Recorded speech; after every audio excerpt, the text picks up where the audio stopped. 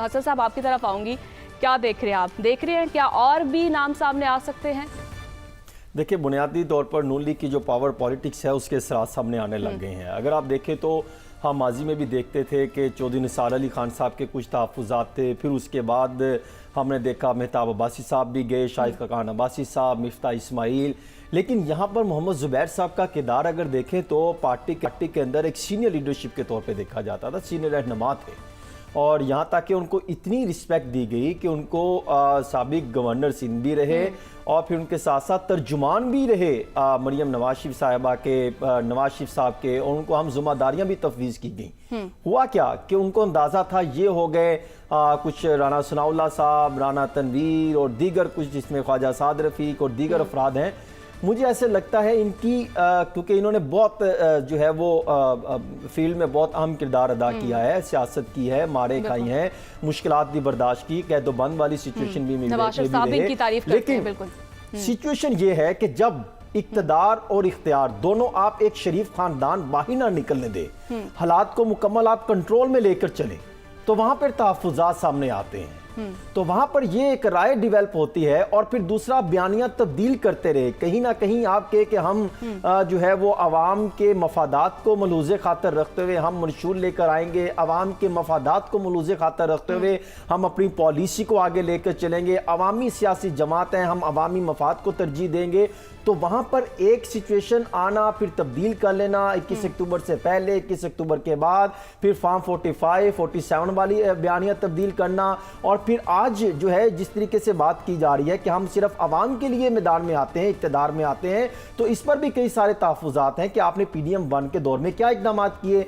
और दूसरा, ज़ुबैर साहब जो बातें कर रहे हैं कि PDM 1 में जो इक़दाम किए गए तो उस वक्त रिजाइन कर देते, उस वक्त इन्होंने क्यों रिजाइन नहीं किया? देखिए, काफी सारे अगर कई गलतियां इनकी भी हैं तो कई पार्टी की भी है। पार्टी के अंदर तो मान लिया कोई भी जो है वो मारूसी सियासत को नजरअंदाज नहीं करते, हर तरह से उनको प्रमोट किया जाता है, चाहे आसिफ जरदारी साहब की जमात हो, चाहे शरीफ खानदान की जमात हो, और चाहे आप मौलाना फजल रहमान साहब वाली देख लें, वो भी अपने साहबजादे को किस तरीके से आगे लेकर आते हैं। हमने कहीं ना कहीं सियासतदानों को अपनी परवान आगे लेकर चलते देखा, अपनी जो है वो दीगर जो दूसरी नस्ल है उसको आगे लेकर आने में जो है वो इक़दाम करते देखा। तो यहाँ पर जो है वो कुछ तहफ़्फ़ुज़ात मुझे अगर पार्टी पर भी है तो मैं समझता हूँ कि ज़ुबैर साहब पर भी हैं कि ज़ुबैर साहब उस वक्त क्यों ये बात नहीं करते थे कि आपने PDM के दौर में कर्जे जो अपने केसेस माफ करवाने के लिए क्या इक़दाम कर रहे हैं, उस टाइम ये क्यों खामोश बैठे रहे? आज उनको नज़रअंदाज किया गया तो उनके तहफ़्फ़ुज़ात सामने आने लगे। और फिर दूसरा, ज़ुबैर साहब के भाई, हम तो ज़ुबैर साहब की बात कर रहे हैं ना कि वो आज उन्होंने अपना किबला तब्दील कर लिया कि मुस्लिम लीग में उनको बहुत खामियां नजर आने लग गई। इसी तरह इनके भाई की तरह भी आप फोकस कर लें, असद उमर साहब।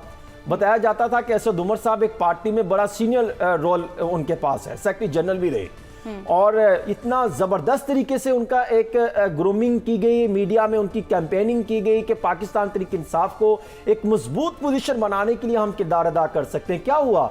वो इक़्तिदार में आए, उनको बाइख्तियार किया गया कि मुआशी हालात को बेहतर करें, करने में नाकाम हो गए।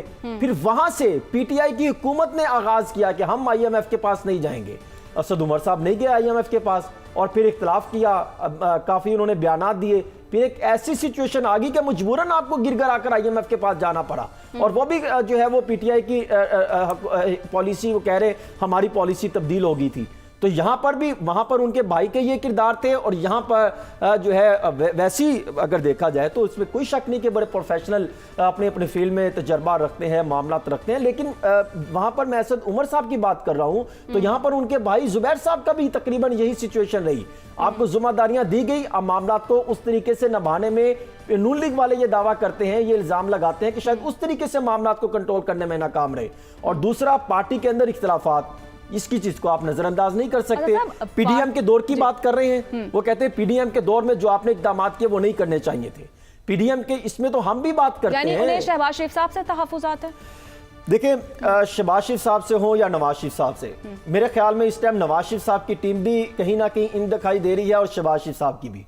और कुछ अफराद, अब उनको अंदाजा है कि अगर यहाँ पर सिचुएशन नहीं बन गई, यहाँ पर उनकी पॉपुलैरिटी का ग्राफ बेहतर नहीं हो पा रहा, तो उनका ख्याल ये है कि हम किसी ना किसी तरीके से इख्तलाफात और वो बयानियां लें और फिर शाहिद खाकान अब्बासी वाली पार्टी को किसी हद तक ज्वाइन करने में कामयाब हो जाए और वहां पर जाके हमें एक पोजीशन मिल जाएगी।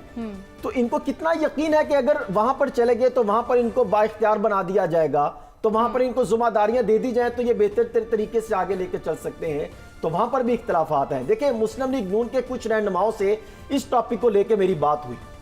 उनका यह कहना है कि पाकिस्तान मुस्लिम लीग नून के अंदर कोई ये सोचे भी ना कि उनको इक्तदार शरीफ खानदान से हट के मिलेगा।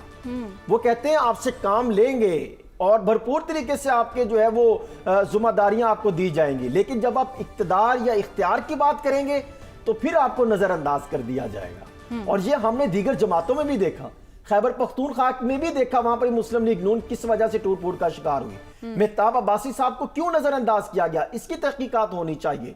वो कल आप बात कर रही थी ना कि सच को सच और झूठ को झूठ सामने लाना चाहिए, और नवाज शरीफ साहब ये मुतालबा करते हैं।